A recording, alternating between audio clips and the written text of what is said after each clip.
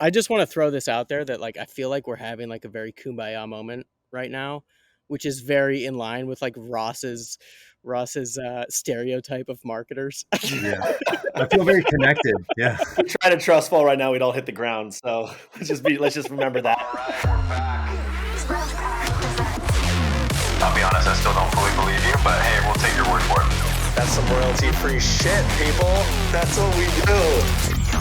Beyond Quota. We're back. I'm Pouyan from Scratchpad, and we've got Ross from... Where are you from now? I don't even know. I'm just Corp now. Just simple. Just Corp. Just Corp, dude. And today we're excited to have Todd with us. The Todd father. Is it Clouser? It is Clouser, yeah. Or it's some people Clouser. know me as your boy. I feel so lame here. We've got Corp, we got LeBoy, and then I mean, we got two excellent marketers on the line here. Maybe y'all can help me come up with a new brand. I literally when you guys reached out to me to do this, I literally told people this is just going to be a bloodbath. Like, no. No. I mean, we have to talk to the other side sometimes. We want to get the perspective how the other side lives with themselves, knowing who they are. Give us your background, because I think we need some context out here. We've admitted that you're a marketer, okay? And you said that out loud. And so you have to live with yourself. So tell us, how did we get here? What happened? What mistakes were made? So I think I had I started as I'm going to call it an SDR, even though that's not what the term was back then. But it was pretty much the same story I think most SDRs kind of fall into, which is I didn't have the brightest college career, got out of school in 2009, job market was trash. And I basically ended up taking the first job I could get, which was the first hire at a company that honestly didn't really know what the hell they were selling.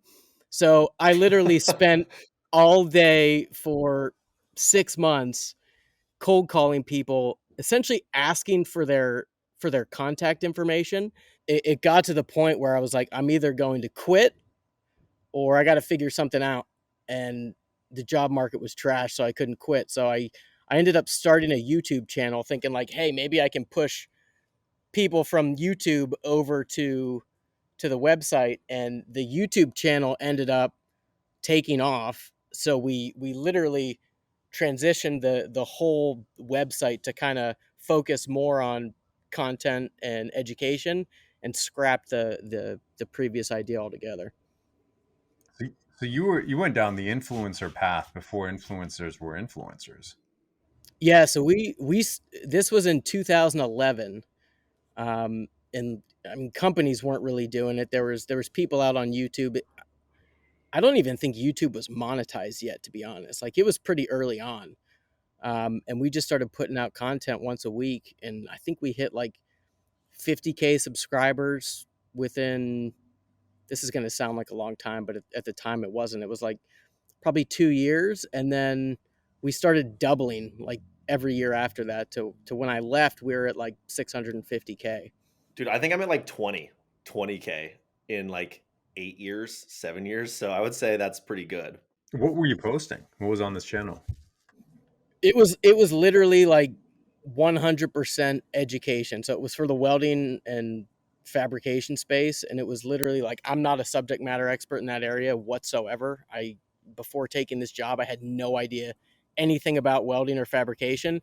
So we basically went out, we found subject matter experts in that area, and then basically flew them in maybe once every 2 months and just banked as much educational content as we could. And at the time there wasn't that much out there. So like we had the first mover advantage for sure. The point of the story here is that marketing drove 100% of our business. Just want to throw that out there. And what happened to that business again?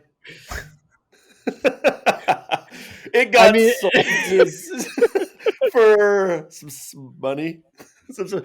No, look, good marketing is the best. It's the best. You heard it here first. Good marketing is the best. It is. From one of the best marketers out there. Great marketing is great because it supports sales efforts. That's what it is. Now we're not talking B2C here. We're talking B2B. We can talk about B2C another time. Do you think people actually care though? Like there are all these voices out there on LinkedIn that are like, oh, the debate between sales and marketing and what's better and this and that. Like, No, I think honestly, like at the end of the day, it's the same goal, right? yeah, Like we're all you've one got team. one of the best marketing influencers out here on this call. You know, he Thank just you. I identifies appreciate as a salesperson. I'm gonna just blow my brains out here. Yeah, I identify however the hell I want. So what got? So where are we now? What are we doing now? We're making content. We've seen it. Yeah, It's good stuff. so basically, and the whole reason I was invited to this show is basically I think the way forward with like marketing and sales together is creating content that kind of differentiates. Like I'm creating TikTok content and putting it on LinkedIn. My TikTok content doesn't do that great on TikTok. It freaking blows up on LinkedIn though. And like when you do that, whether you're a salesperson or a marketing person, like people know who you are. If Ross goes out and cold calls 50 people, there's a good chance that they know who he is and they're going to take that call because they've seen the content that he's putting out. Whereas if you know your average SDR does it, you're not going to have that effect. Do you think that still holds true though? So, I mean, it sounds like you're because we've talked to folks that found their way into sales because they didn't know what else to do and ended up staying in sales for a much longer period of time because they found out that they were actually good at it or worked for them, even though they weren't sure that this was their life dream or their passion, the direction they wanted to go in. But do you think it still holds true where you could come into sales and then transition into content now, just given how much content there is? Because it sounds like when you did it, it was like there was nothing. Like there just wasn't a lot of education content on welding. I think every single person that is in marketing should have spent some time doing sales and specifically like grinding as an SDR or something like that. Because I think it, for me at least, it made me realize that like one, I suck at this. Like I was a terrible SDR. So like if I wanted to succeed, I had to figure out a better way of bringing people in. And for me, it was creating content. But there's people out there that are fantastic at sales. Like my wife is going through aspireship right now. Like so she's going into sales. Like I'm not saying sales is bad by any stretch of the imagination. Like I think it's super important, but some people just suck at it. That's it, dude. That's it. I mean, you just summed it all up. I think if more marketers were just like, look, I suck at sales and I could never do it. That's much more what I'd rather hear. And it's like, great, okay, cool. Agree to agree here, and like we can move forward together. Like that's how we do it instead of the like, no, but we're just as important thing. It's just like, okay, well that's just fundamentally wrong. But if we can just be a little more self-aware, that's all I'm saying. Like salespeople, we're terrible to deal with most of the time. Like, oh yeah, divas, whiny, like all the things. But that's like what I talk about. Like, yeah, I'm a little baby back bitch sometimes. But I know that. And I willingly tell people that. And I think that's part of like where we get the friction of like people are not willing to admit their shortcomings. Call me out 100% if I'm wrong, Ross. But have you not almost taken the same path? Like, and I'm not saying that you suck at sales, but that's not what I'm trying to say. No. I was about to say I do suck at. Well, I don't suck at sales, but I think like I'm my feeling was the same as yours, where it was like, how can I just be different than another 5'11" white dude with like a chill photo on LinkedIn, like pinging somebody? The superpower I had was I could make people laugh. Well, but that's the beauty of what, like, why your stuff works so well is because just about every salesperson out there can relate to probably like 90% of the videos that you put out. And that's why it works so well. And I think that's what separates good marketing from bad marketing is like, am I creating some response that is going to connect with the audience, that's going to make them want to connect with me, reach out, whatever your end goal is? I mean, this might be a silly question, but when you said you were bad at sales or being an SDR, what does that mean? Like, how did you know you were bad?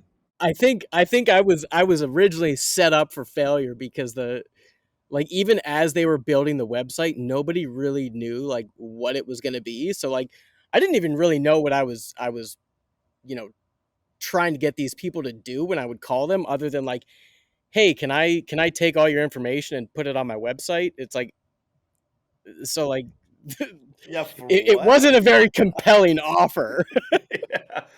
I think that's fair. A lot of SDRs get set up to fail, just generally speaking. And like my my first cold call with my manager back when we had wired headsets, we had like a splitter. So he's sitting next to me.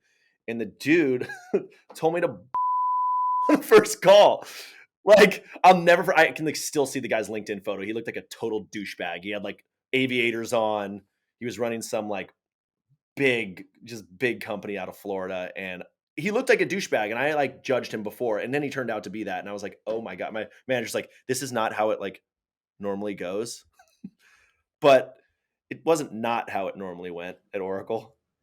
You know? I had a very similar experience, and it wasn't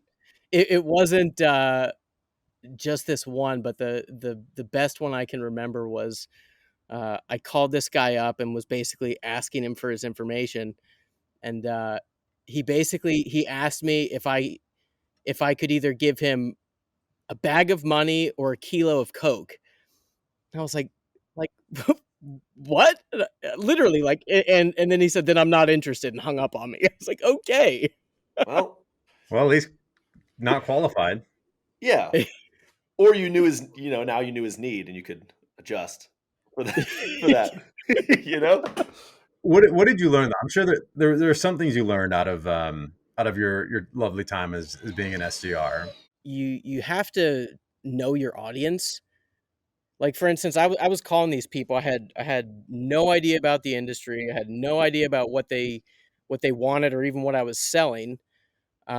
So there was no way that I was going to be successful. So what I did was I reached out to somebody who was a subject matter expert and could help me on that journey. And I did that in the way of marketing. But I think even if you're going to stay in sales, like, you need somebody.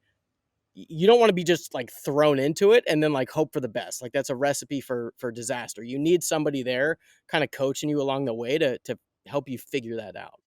I guess you have to be in tune to knowing your audience, but you have many more opportunities to get to know your audience because you're like literally reaching out to them, and you're understanding why they're shutting you down, why they might be leaning in.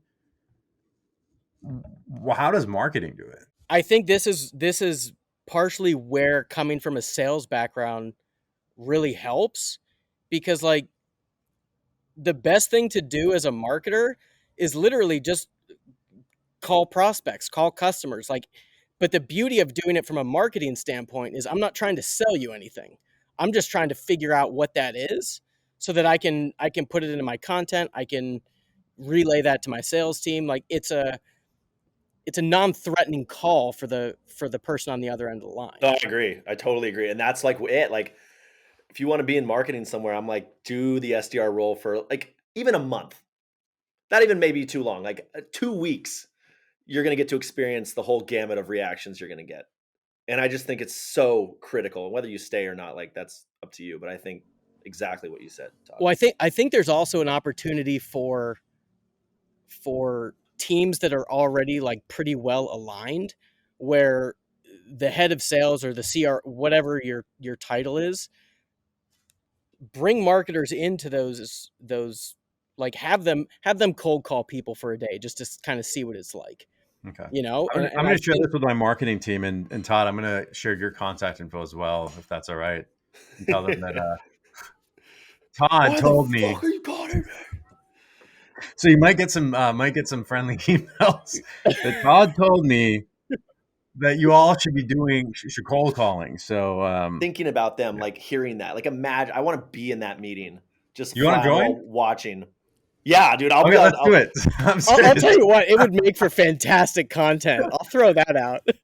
Yeah, that's to what I attribute my success as a marketer to, is like I realized early on that one, I was bad at this, two, I didn't know anything about the industry or the people I was selling to, and I didn't make the mistake of thinking that I knew, or that I knew more than the people I was talking to.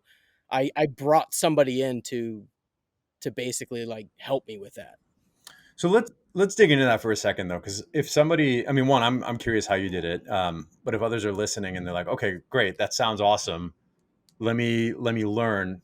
Do you have any tips, or how did you go about reaching out to somebody so that you could build empathy for them and learn from them? For me, when I did it, I was essentially adding value to that person that was going to help me, because I was saying, listen, I am terrible at this. I want to start a YouTube channel to see if like we can bring in inbound stuff. You're gonna get all this notoriety from being the face of that YouTube channel.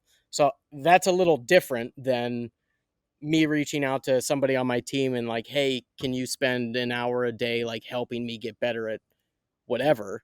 But I think if you can bring value to the person that you're asking help from, I mean, you'd be surprised. People don't say no to stuff like that. That's in line with a lot of what my co-founder and I did very early on. Like this was probably before Scratchpad, before even our last company. Um, just reaching out to different audiences and trying to connect with them to learn. But I think what I learned was the what's in it for me is one of the most important pieces to unpack for somebody before you reach out to them.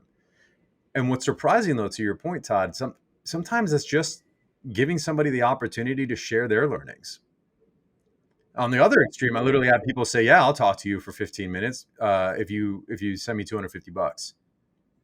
Right? And like, okay, so the what's in it for you is very clear. It's Yeah. you want to see the dollars, but for others, it was and you can position it differently. And we'd reach out to folks, and yeah, I was surprised as to how many people would be willing to give up 15 minutes to share their learnings. And I think being open and honest about that.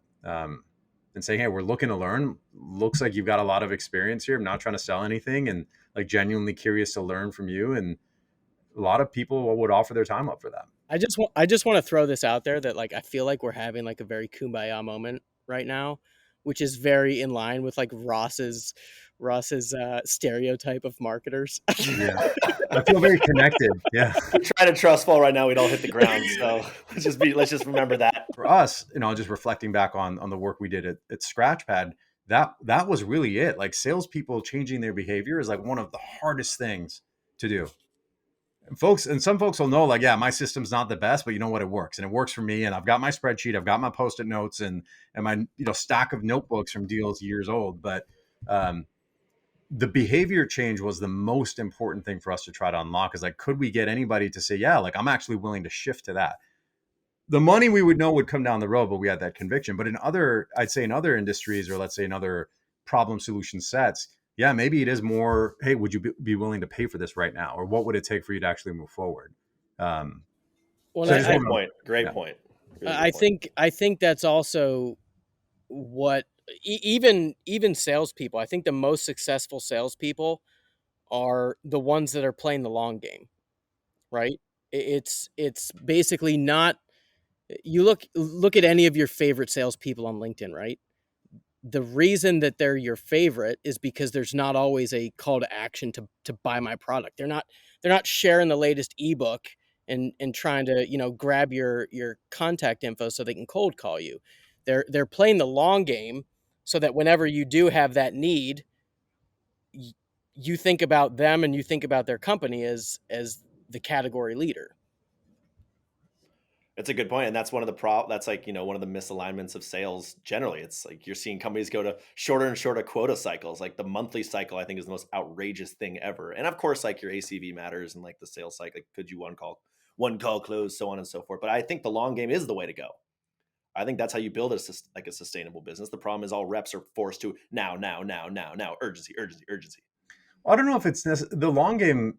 may not be the right term for it though, because that implies it actually does take a long time to make it happen. I think what I'm unpacking from what you're saying is it's almost letting go and trusting the process. It's letting go that I need to close right away and saying, let me invest in this. Let me not go for the hard ask, because by maybe helping you first or giving first or guiding you in some way, that may actually get to close faster. I mean, honestly, I've seen that happen. And so I think that the long game to me is more just it's a change in mindset to say, I'm going to focus more on the end result of making sure that you're happy because I believe you'll be a customer, but I'm not going to go and say, all right, well, are you going to buy right now? And sometimes you have to do that. Honestly, that's one thing I've respected and I think appreciated about the best salespeople I know. With surgical precision, they know exactly when to go for the ask, and they do it in like the most confident, calm, and just crystal clear way. That's like, yeah, okay, yeah, absolutely, I'd like to purchase. Todd, where do you see all this going from here? How do you see the world of sales and marketing changing? Honestly, I think it's more and more of what we just talked about. I think that the lines between marketing and sales are going to be blurred, and you're going to start seeing more so than SDRs, just like, I want you making $100 a day. You're going to have more specialized people in those roles that can provide education and value. And the inbound engine is just going to be, sales is going to be part of that inbound engine. Yes. All right. Well, Todd, we'll end with this. One thing we do is ask, I guess maybe you can reflect back to your SDR days, or maybe even now on marketing initiatives that don't go well. But like, what's your hype song that you listen to getting amped up to go into calls? Or So I'm a from Pittsburgh diehard Steelers fan, so there's only one answer to this, which is Renegade. Ooh. okay, solid. What's the inverse of that? Like, what's you just got punched in the face? I'm gonna let you hammer on me for a little bit, because you can probably picture me in the corner crying to "Here Comes the Sun." Oh God. Yeah. Yeah. Wow. Single tear coming down my cheek. The mascara's running just a little bit. Oh my God. Well, Todd, it was awesome having you, and thanks for all the perspectives and the fun conversation. Where can people find you? How do they find you? What are you all about? What do you want? Be personal. Otherwise, go. Pretty simple. Follow me on LinkedIn, Todd Clouser, TikTok, Todd Clouser. That's it. That's it. Pouyan, Quota.